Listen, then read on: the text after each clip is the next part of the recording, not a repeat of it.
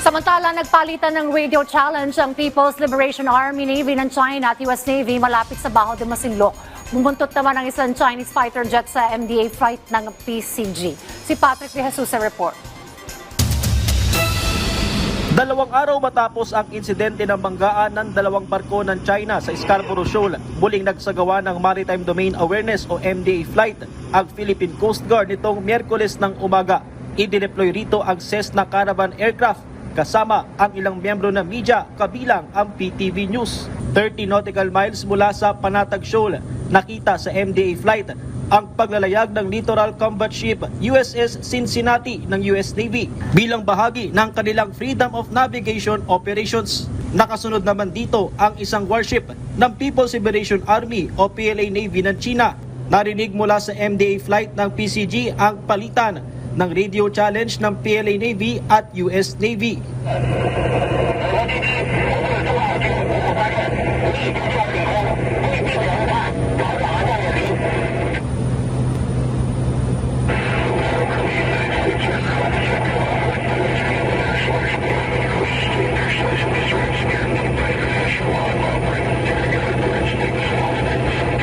Nasa bisinidad din ang USS Higgins, kaya't taliwas ito sa sinabi ng Chinese Navy na napaalis nila ang naturang destroyer ng US Navy.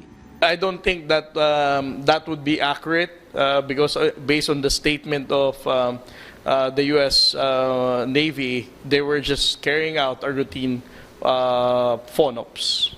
So it doesn't, it doesn't mean that the reason why they were not there anymore was because they were driven away by the Chinese warship. Ilang beses din na nag-radio challenge ang PLA Navy sa eroplano ng PCG.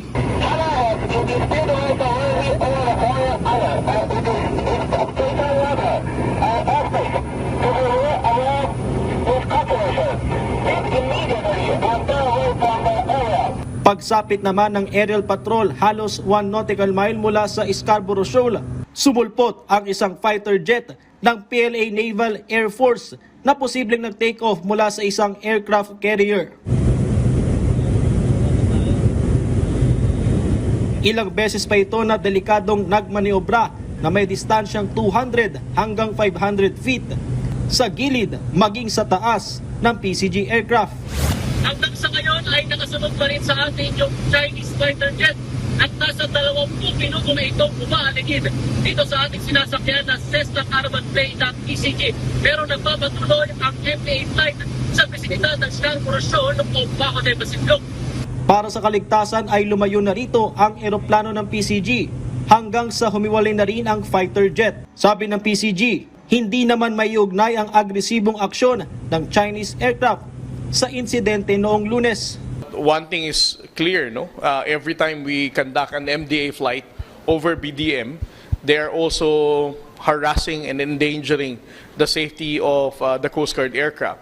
Namataan din ng 4 na barko ng China Coast Guard pero wala na sa paligid ng Scarborough Shoal ang CCG-3104 na lubhang napinsala sa naging banggaan nito sa PLA Navy warship. Matapos naman ang insidente ng banggaan noong Lunes, sinabi ng PCG, walang magbabago sa kanilang paraan para igiit ang karapatan at soberanya ng Pilipinas sa West Philippine Sea dahil sumusunod sila sa international law at pagpapanatili ng kaligtasan, mapadagat man o ere.